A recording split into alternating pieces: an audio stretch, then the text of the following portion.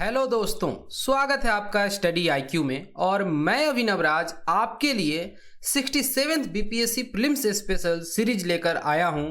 और आज हम देखने वाले हैं करेंट्स अफेयर से रिलेटेड कुछ क्वेश्चंस। और इस तरीके से आपको एक बेहतर आइडिया लगेगा कि आपकी तैयारी किस लेवल पर पहुंची है, कितना एफर्ट लगाने का ज़रूरत है अभी के हिसाब से। एग्जाम में जो टाइम बचा हुआ है वो भी आप देख रहे हैं और चीज़ों को कैलकुलेट करते हुए सही डायरेक्शन में तैयारी करनी है। चलिए स्टार्ट करते हैं। और आज का हमारा पहला क्वेश्चन ये है, union finance minister Nirmala Sitharaman has inaugurated the countries first 3D printed house at which IIT institution. इस तरीके के सवाल कई बार बिहार पब्लिक सर्विस कमीशन में पूछे जाते हैं, जहां किसी भी तरीके का अगर कोई इंस्टीट्यूशन है, काफ़ी अगर कह लें कि फेमस इंस्टीट्यूशन है और वहां कुछ बहुत बड़ा डेवलपमेंट होता है, या जैसे 5G की टेस्टिंग हुई थी, ये सारे क्वेश्चंस बहुत इंपॉर्टेंट हो जाते हैं बीपीएससी के लिए। ऑप्शन है यहाँ पे IIT Madras, IIT Kharagpur, IIT Delhi, IIT Guwahati या ऑप्शन ई इनमें से कोई नहीं, एक से अधिक। तो इसका सही जवाब है ऑप्शन नंबर ए, यानी कि आईआईटी मद्रास, जो कि तमिलनाडु में लोकेटेड है। और यहीं पर पहला 3D प्रिंटेड हाउस जो है उसका इनॉग्रेशन किया गया है हमारे फिनमिन के द्वारा। ये आप देखिए, यहाँ पर आप इस हाउस को भी देख पा रहे हैं, यहाँ लिखा हुआ है finance minister inaugurated India's first 3D printed house at IIT Madras. और थोड़ा बहुत इन्फॉर्मेशन होना चाहिए और 3D प्रिंटिंग किस तरीके से काम करता है, और इसका बहुत जगह यूज किया जा रहा है, जैसे कि आर्टिफिशियल ऑर्गन्स वगैरह को बनाने में। और ये बहुत बड़ा एक गिफ्ट है ह्यूमैनिटी को, जिस तरीके से चीज़ों को प्रिंट करके यूटिलाइज में लाया जा रहा है। आगे चल के इसके और भी बहुत सारे जो हैं यूजेज हमें देखने को मिलेंगे। और 3D प्रिंटिंग के साथ सबसे अच्छी बात यह है कि बहुत कम टाइम में तैयार होता है। जनरली एक ऐसे घर को बनाने में 3-4-5 महीने तो जरूर ही लगेंगे, लेकिन ये 5 दिन में बन के तैयार हो गया, प्रिंट होके तैयार हो गया। और जो हमारे भारत सरकार का गोल है कि 2022 आते आते या 2022 तक सभी के लिए घर हो, हाउसिंग टू ऑल, उसमें ये बहुत ज़्यादा मददगार साबित होने वाला है। इस तरीके के अगर सवाल पूछे जाते हैं कि गवर्नमेंट का कब तक का टारगेट है कि फार्मर्स की इनकम को डबल कर दिया जाए, तो उसका भी आंसर 2022 है। या इस तरीके से कि हाउसिंग टू ऑल का स्कीम भारत सरकार का लक्ष्य जो है उसका किस वर्ष तक के लिए है, तो ये भी आप 2022 याद रखेंगे। और उसमें ये एक बहुत मील का पत्थर साबित हो सकता है, इस तरीके के 3D प्रिंटेड हाउस। अगले सवाल पे चलते हैं। सोली जहांगीर सोराबजी, इनका हाल में निधन हो गया और वो बहुत ही फेमस पर्सनालिटी हैं इंडिया से। जैसे कि बीपीएससी में लास्ट ईयर रामविलास पासवान से सवाल पूछे गए और उस समय एग्जाम से कुछ टाइम पहले उनका निधन हुआ था। इस तरीके के सवाल बीपीएससी में पूछे जाते हैं। तो यहाँ पर सोली जहांगीर सोराबजी से सवाल पूछे जा सकते हैं कि ये भारत सरकार में किस पोस्ट को होल्ड किए थे, अटॉर्नी जनरल का, या फिर सोलिसिटर जनरल का, या सीजेआई, या फिर होम मिनिस्टर, या इनमें से कोई नहीं, या एक से अधिक। तो करेक्ट आंसर है ऑप्शन नंबर ए, अटॉर्नी जनरल। अटॉर्नी जनरल का पोस्ट इन्होंने होल्ड किया था। और ये जो इनका ऑफिस का टेन्योर है 1998 से लेके सन 2004 तक का है, यानी वो अटल बिहारी वाजपेयी का जो रेन था, आप समझ सकते हैं मोटे तौर पे। अगला सवाल, world's longest pedestrian suspension bridge has open in which of the following countries. Suspension bridge यानी जहां पर पिलर का यूज नहीं किया जा रहा है, वो हैंगिंग ब्रिज है। और पेडेस्ट्रियन यानी कि लोगों के पैदल चलने के लिए, वहां व्हीकल्स के मोबिलिटी के लिए वो नहीं बनाया गया है। तो दुनिया का सबसे लंबा पेडेस्ट्रियन सस्पेंशन ब्रिज किस शहर में बनाया गया, या किस देश में? शहर नहीं, देश है। कतर, ऑस्ट्रेलिया, डेनमार्क, पोर्टुगल, या ऑप्शन ई इनमें से कोई नहीं, एक से अधिक। इसका करेक्ट आंसर है ऑप्शन नंबर डी, यानी कि पोर्टुगल। हिंदी में बोले तो पुर्तगाल बोल सकते हैं।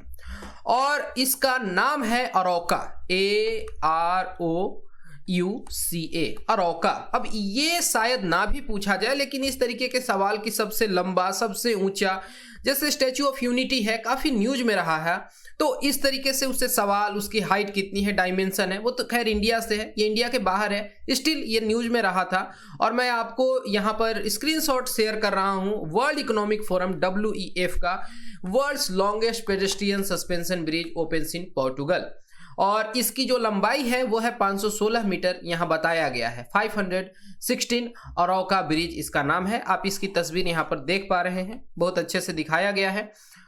ठीक है, तो इतना इंफॉर्मेशन काफी है, नॉर्दर्न पोर्टुगल में ये लोकेटेड है। अगले सवाल पर आ जाते हैं कि क्या थीम था वर्ल्ड नो टोबैको डे 2021 का। एक ये भी सवाल हो सकता है कि वर्ल्ड नो टोबैको डे हम कब मनाते हैं, तो 31 मई को मनाते हैं। मई कितने दिन का महीना होता है? ऑब्वियसली 31 डेज का होता है। और इस तरीके से कोई व्यक्ति कह रहा है कि मैं इस महीने के अंत में नशा छोड़ दूंगा, तो मई महीना हो गया और महीना का आखिरी तारीख जो है 31, तो 31 मई को वर्ल्ड टोबैको डे मनाया जाता है। आपसे यहां पर यह पूछा गया कि थीम क्या था, टोबैको ब्रेक्स हार्ट्स, या tobacco expose the secrets out, या tobacco and lungs health, commit to quit, या ऑप्शन ई इनमें से कोई नहीं, एक से अधिक। इसका सही जवाब है option number D, commit to quit. इस सवाल से आपको यह सीख लेना है कि जो भी इस तरीके के कॉन्फ्रेंस हैं, इंपॉर्टेंट डेज हैं और उनसे रिलेटेड जो थीम्स हैं उनको आप एक बार जरूर देख लेंगे। ये WHO का वेबसाइट, और वहां पर ये उसके वेबसाइट पर वर्ल्ड टोबैको डे 2021 के बारे में बताया गया था, और वहां पूरे थीम को भी यहां पर मेंशन किया गया था, कमिट टू क्विट। अगले सवाल पर आ जाते हैं। अगला जो हमारा सवाल है, Which country organized the second BRICS Sherpa and SOS Sherpa meeting from 25th to 28th of May 2021? देखिए, जब आप नेपाल के लोगों को पढ़ते हैं तो वहां पर एक टर्म कई बार सुनने को मिलता है, शेरपा।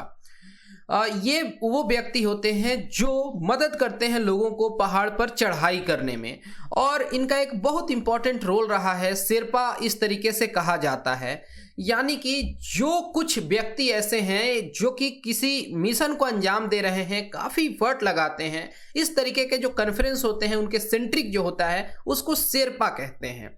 तो ये ब्रिक्स शेरपा हो गया, यानी कि कुछ इंपॉर्टेंट जो ऑफिशियल्स हैं जो कि हर देश के द्वारा चुने गए हैं कि वो हमारे लिए शेरपा हैं, तो उनकी ये मीटिंग होती है। अब यहाँ पर सवाल आपसे था कि जो ब्रिक्स शेरपा और सॉस शेरपा का मीटिंग हुआ वो किस देश के द्वारा ऑर्गेनाइज किया गया। बहुत सिंपली ये पूछा जा रहा है, China, India, Russia, south Africa, या ऑप्शन ई इनमें से कोई नहीं, एक से अधिक। ब्रिक्स मीटिंग पर BPSC पहले भी सवाल पूछा है, इसका सही जवाब है ऑप्शन नंबर बी, इंडिया। चलिए मैं आपको एक और यहीं पर बात बता दूं, जैसे ये ब्रिक्स के स्पेलिंग लिख लीजिए, और इसी ऑर्डर में मीटिंग होती है कंट्रीज में। जो कह लें कि जो टॉप समिट होते हैं वो सबसे पहले अगर ब्राजील में हुआ, फिर उसके बाद रशिया, फिर इंडिया, फिर चाइना, फिर साउथ अफ्रीका, फिर से वापस से ब्राजील में, यही ऑर्डर चलता रहता है। ठीक, तो सही जवाब हो गया ऑप्शन नंबर बी, इंडिया। ये आप देख सकते हैं भारत सरकार के मिनिस्ट्री ऑफ एक्सटर्नल अफेयर्स के वेबसाइट पर third meeting of BRICS sherpas and sauce Sherpa, इसके बारे में बताया गया है। और ये बस इतना इंफॉर्मेशन काफ़ी है, आपको पता होना चाहिए कुछ कंट्रीज वगैरह के बारे में, कौन कौन से ग्रुप्स हैं जिसका भारत सदस्य है या भारत के पास सदस्यता है। अगला सवाल, who own the gold medal in 75 kg women's category at Asian boxing championship in Dubai. एक यहाँ पर बहुत अच्छा सवाल ये भी हो सकता था कि एशियन बॉक्सिंग चैंपियनशिप किस देश में हुआ था या किस शहर में हुआ था, इस तरीके से। तो यूनाइटेड अरब अमीरात और दुबई, ये आप जान गए। यहाँ पर भारतीय खिलाड़ी के बारे में पूछा जा रहा है, बॉक्सर के बारे में पूछा जा रहा है जो कि 75 kg वीमेंस कैटेगरी में गोल्ड मेडल जीती हैं। पूजा रानी, मैरी कॉम, या फिर लालबुता शाई, या अनुपमा, या ऑप्शन ई इनमें से कोई नहीं, एक से अधिक। करेक्ट आंसर है option number A, Pooja Rani. आप यहां देख पा रहे हैं, Pooja Rani wins her second Asian boxing championship gold after beating Mavluda in 75 kg category. तो इनकी जो ओपोनेंट हैं जिनका नाम है मावलूडा, ये उज्बेकिस्तान से आती हैं। और ये इस तरीके से न्यूज में रहा, काफ़ी प्राउड मोमेंट है हमारे लिए। और पूजा रानी जो हैं ये इंडिया की एक बहुत फेमस बॉक्सर हैं और ये देखिए 2014 में मिडिल वेट कैटेगरी में ब्रॉन्ज जीती थी, 2019 बैंकॉक में एशियन चैंपियनशिप में गोल्ड, उसके बाद 2021 दुबई में। अपार्ट फ्रॉम दिस इन्होंने 2012 में सिल्वर भी जीती और 2015 में वालांगवांगचू में इन्होंने ब्रॉन्ज जीता था। तो ये सब इनके अचीवमेंट्स हैं। हम आगे चलते हैं अगले क्वेश्चन पे। Question number 7, Which among the following organizations is developing green propulsion technology? Propel करना यानी धक्का देना, इस तरीके से प्रोपल्सन जो कि यूज किया जाता है जनरली रॉकेट्स के लिए, जेट के लिए, यह टर्म यूज किया जाता है। और आपसे पूछा जा रहा है ग्रीन प्रोपल्सन टेक्नोलॉजी कौन सी ऑर्गेनाइजेशन जो है वो डेवलप कर रही है, बार्क या डीआरडीओ या इसरो या इंडियन रेलवे या ऑप्शन ई, इनमें से कोई नहीं, एक से अधिक। मैं आपको काम भर हिंट दे चुका हूं और इसका सही जवाब है option number C, ISRO. ISRO के द्वारा ये ग्रीन प्रोपल्सन टेक्नोलॉजी जो है ये डेवलप किया जा रहा है। ये आप न्यूज आइटम देखिए द टाइम्स ऑफ इंडिया का, ISRO developing green propulsion to launch all rockets with green fuel soon, ये कहना है के सिवान साहब का। ग्रीन फ्यूल का मतलब हो गया कि वो सस्टेनेबल हो, वो अक्षय ऊर्जा हो और वो इन्वायरमेंट को खराब ना करता हो, हानि ना पहुंचाता हो, इस संदर्भ में बात की जा रही है। अगला सवाल question number 8, Which airline has deployed an ultraviolet robotic device to disinfect aircraft at Delhi airport? पहले एक ऐसा सवाल आया था बीपीएससी में जहां पर पूछा गया था कि बायोफ्यूल का यूज करने वाला पहला जेट कौन बना इंडिया का, इस तरीके से। ये उसी लाइन पर का क्वेश्चन है लेकिन बिल्कुल अलग है। यहां पर कहा जा रहा है कि वो कौन सी एयरलाइन है जिसने अल्ट्रावायलेट रोबोटिक डिवाइस यूज किए ये पेंडेमिक के दौरान, ताकि एयरक्राफ्ट को डिसइंफेक्ट किया जा सके दिल्ली एयरपोर्ट पे। Spice jet, Vistara, Go Air, air India express या ऑप्शन ई, इनमें से कोई नहीं, एक से अधिक। इसका सही जवाब है option number D, air India. Air India के द्वारा ये मैकेनिज्म जो है अपनाया गया और इस तरीके से यूवी रोबोटिक्स को यूटिलाइज करने वाला ये इंडिया का पहला एयरलाइन कंपनी भी बन जाता है। अगले सवाल पे चलते हैं। Who is the author of the book right under your knows? इस पुस्तक के लेखक कौन है? पुस्तक का नाम है राइट अंडर योर नोज। नाम है यहाँ पे उर्जित पटेल, आर गिरिधरन, आर गांधी, शेखर चौधरी या ऑप्शन ई, इनमें से कोई नहीं, एक से अधिक। तो आरबीआई के एक ऑफिसर हैं जिनका नाम है गिरिधरन, आर गिरिधरन। इन्होंने एक पुस्तक लिखी है जिसका नाम है right under your knows. Books वगैरह, बुक्स एंड ऑथर से सवाल पूछे जाते हैं, ये आप देख लीजिए यहाँ पर इस न्यूज को टाइम्स ऑफ इंडिया के हवाले से। RBI officer Giridharan pens novel right under your nose, यहाँ पे आप देख पा रहे हैं, कवर पिक भी है। तो बस इंफॉर्मेशन इस तरीके से इकट्ठा करते जाइए, जो भी इंपॉर्टेंट बुक्स वगैरह हैं जो लॉन्च हुए हैं उनके बारे में जानकारी लीजिए। हम यहाँ आपके साथ लिमिटेड क्वेश्चंस ला सकते हैं, हमारा नियत है ये कि आपको इन चीजों को बताएं कि इन टॉपिक को आपको जरूर देख लेना है, बस इतना काम है। अगला सवाल, which company has won the contract worth ₹2500 crore for Mumbai Ahmedabad bullet train?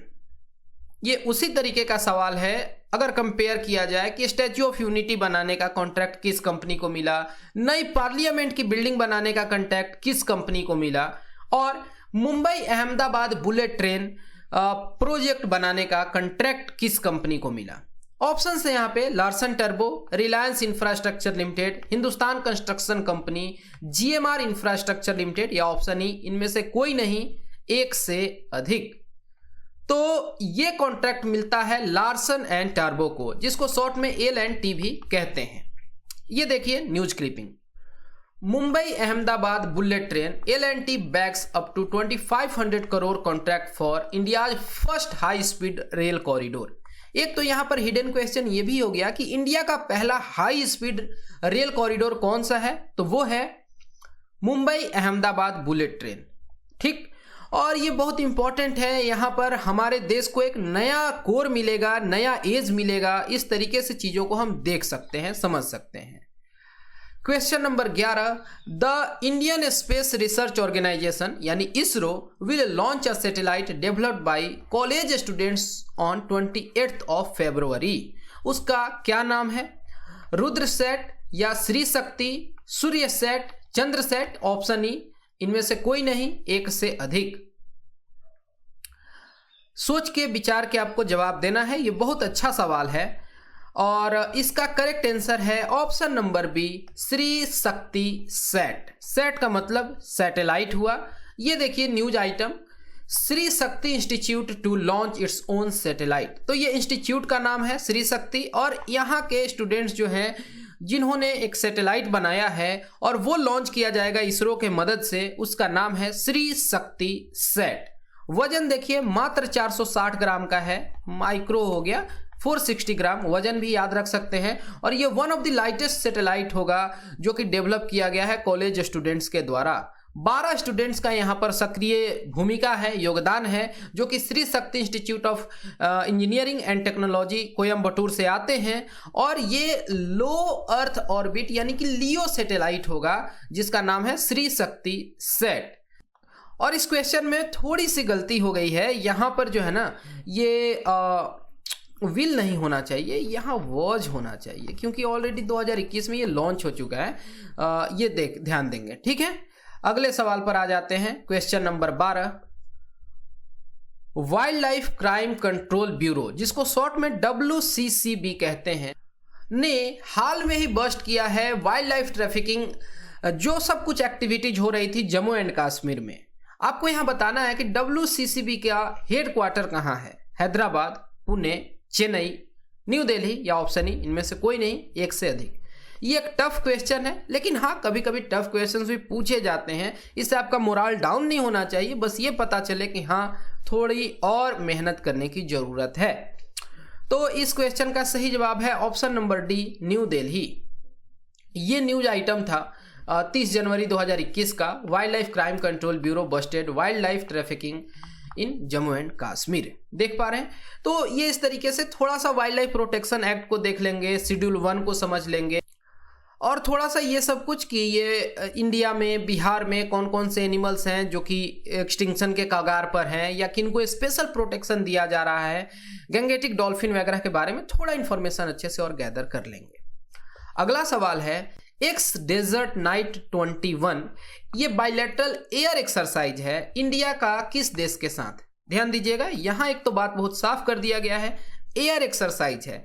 यह भी एक सवाल हो सकता है और यहां पर ऑप्शंस हैं जापान, रशिया, फ्रांस, इंडोनेशिया और ऑप्शन ई, इनमें से कोई नहीं, एक से अधिक। करेक्ट आंसर है ऑप्शन नंबर सी, फ्रांस।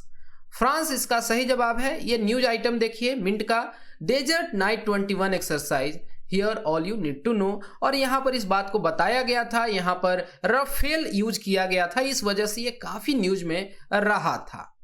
अगले सवाल पर आ जाते हैं। Question number 14, the ministry of culture has announced to celebrate the birth anniversary of Subhash Chandra Bose as which day every year. तो नेताजी सुभाष चंद्र बोस का जन्मदिन जो है वो एक खास दिवस के रूप में मनाया जाएगा हर वर्ष। तो ये भी एक सवाल हो सकता है कि उनका जन्मदिन हम कितने तारीख को मनाते हैं? तो हम मनाते हैं 23 जनवरी को। किस रूप में मनाएंगे, एक सवाल ये, और कौन सा मंत्रालय है जिसके द्वारा ये अनाउंस किया गया? तो मिनिस्ट्री ऑफ कल्चर के द्वारा। ऑप्शंस हैं परिवर्तन दिवस, विजय दिवस, शूरवीर दिवस, पराक्रम दिवस या ऑप्शन ई, इनमें से कोई नहीं, एक से अधिक। करेक्ट आंसर है ऑप्शन नंबर डी, पराक्रम दिवस। 23 जनवरी हर वर्ष मनाया जाएगा।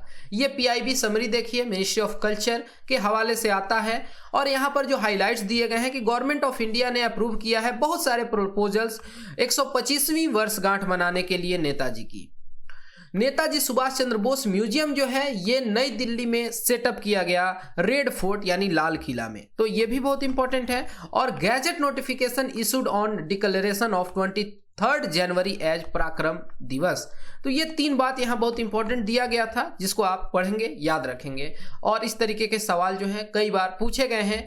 नेताजी सुभाष चंद्र बोस का जिक्र आया है तो मैं आपसे जानना चाहता हूं कि कुछ आइलैंड्स के जो नाम बदले गए हैं Andaman and Nicobar island groups में, क्या आपको याद है?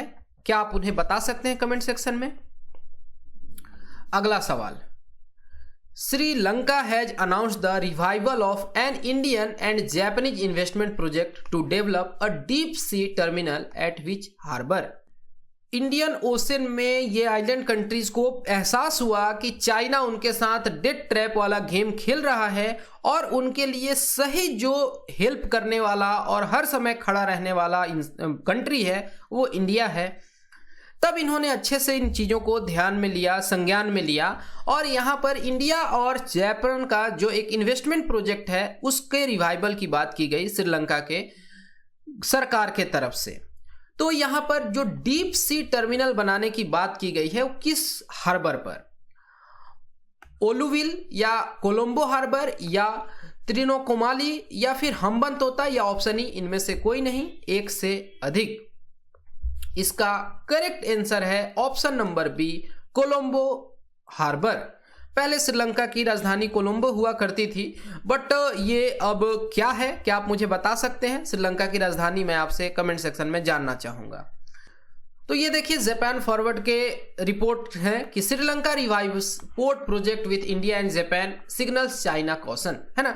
तो ये इस तरीके से इंडिया, जापान और श्रीलंका का ये ट्राइलेटरल हो गया और ये बहुत ही नेसेंट स्टेज में था।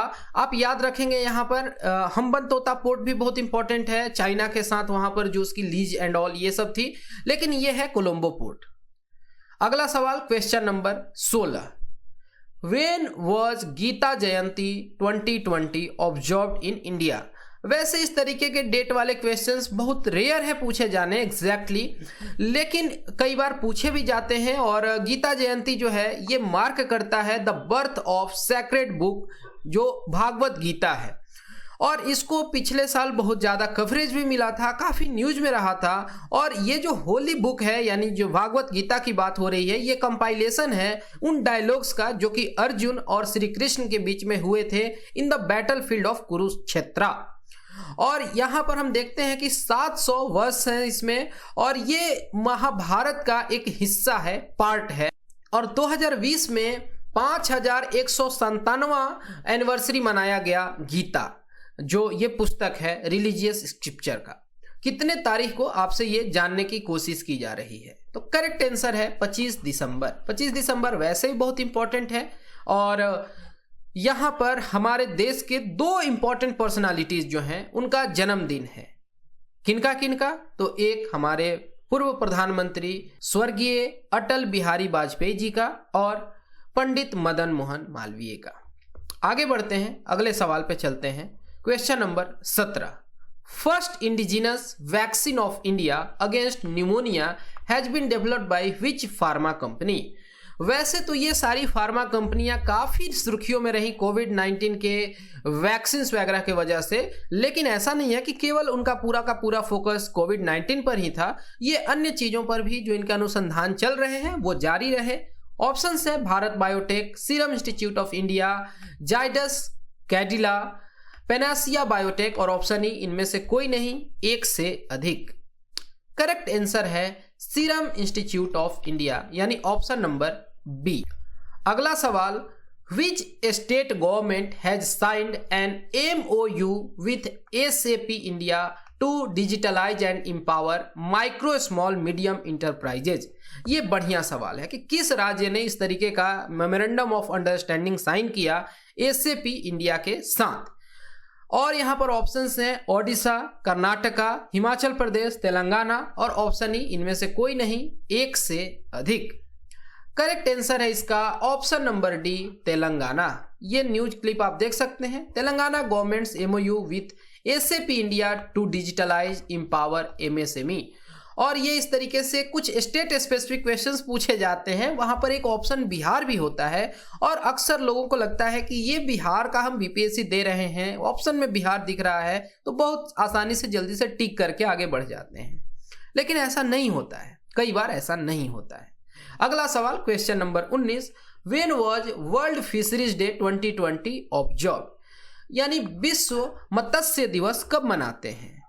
कितने नवंबर को मनाते हैं। ये ऑप्शंस काफ़ी करीबी हैं, तो यहाँ ऑप्शंस एग्जैक्ट जानेंगे तो सही होगा, नहीं तो निगेटिव मार्किंग नहीं होती है। आप कोई भी आंसर तो लगा ही सकते हैं अनुमान के आधार पर, बट करेक्ट आंसर जानना अच्छी बात है। सही जवाब है ऑप्शन नंबर बी, 21 नवंबर। 21 नवंबर को विश्व मत्स्य दिवस, वर्ल्ड फिशरीज डे मनाते हैं। Indian council of agricultural research, जिसको ICAR कहते हैं, और वो आता है ministry of agriculture and farmers welfare के अंतर्गत। और वहां पर आप देख पा रहे हैं कि ये ICAR institute celebrate world fisheries day 2020। ये 21 नवंबर की बात की जा रही है, विश्व भर में मनाया जाता है। और थीम क्या था? Social responsibility in the fisheries value chain. ठीक है, अब यहां पर फिशरी रिसर्च इंस्टीट्यूट कहाँ है? तो कोलकाता के बैरकपुर में। बैरकपुर उस छावनी के बारे में आप पढ़े हैं जब आप आज़ादी के पहले के भारत के इतिहास को पढ़ते हैं। और आज के आखिरी सवाल क्वेश्चन नंबर 20 पर हम आ जाते हैं। India and which country jointly launch the phase 2 of RuPay card. NPCI के द्वारा डेवलप किया गया है रुपे कार्ड, और ये पूरी रूप से इंडिजिनस है, पूर्ण रूप से देसी है जो पेमेंट गेटवे सिस्टम। तो इसका जो फेज 2 है, इंडिया किस देश के साथ ज्वाइंटली लॉन्च किया? नेपाल, सिंगापुर, श्रीलंका, भूटान या ऑप्शन ई, इनमें से कोई नहीं, एक से अधिक। तो करेक्ट आंसर है इसका ऑप्शन नंबर डी, भूटान के साथ, जो हमारा पड़ोसी देश है भूटान। अब वहां पर रुपे कार्ड यूज में लाया जा सकेगा। ये मिनिस्ट्री ऑफ एक्सटर्नल अफेयर्स के वेबसाइट को देखिए, virtual ceremony for launch of RuPay card phase 2 इन भूटान। ठीक, तो ये कुछ एक इंपॉर्टेंट न्यूज है, और हमारा यही यहाँ प्रयास रहा कि सारे पहलुओं को टच कर लिया जाए। साइंस एंड टेक, बुक्स, और कुछ अगर हिस्टोरिकल सिग्निफिकेंस है, इंपॉर्टेंट डेज है, इंपॉर्टेंट थीम्स, इस तरीके से हम आगे भी आपसे कनेक्ट होते रहेंगे और आपको कुछ कुछ इस तरीके से क्वेश्चंस का पैकेट देते रहेंगे, ताकि आपको एक आइडिया लगे कि और किन किन चीज़ों पर फोकस करने की ज़रूरत है। और इससे अपने तैयारी का भी आप मूल्यांकन करते रहिए कि कितना स्कोर हो रहा है, और इस तरीके के क्वेश्चंस आते हैं तो आप कितने सेफ जोन में हैं या कितना सही इफर्ट लगाने का ज़रूरत है। फिलहाल इस वीडियो में इतना ही। मैं उम्मीद करता हूं कि इस वीडियो में कोई कंफ्यूजन नहीं रहा होगा, लेकिन फिर भी अगर आपके मन में कोई दुविधा है, कोई संकोच है, तो आप बेहिचक इन नंबर्स को कॉन्टैक्ट कर सकते हैं। Thanks for watching and all the best for your upcoming exams.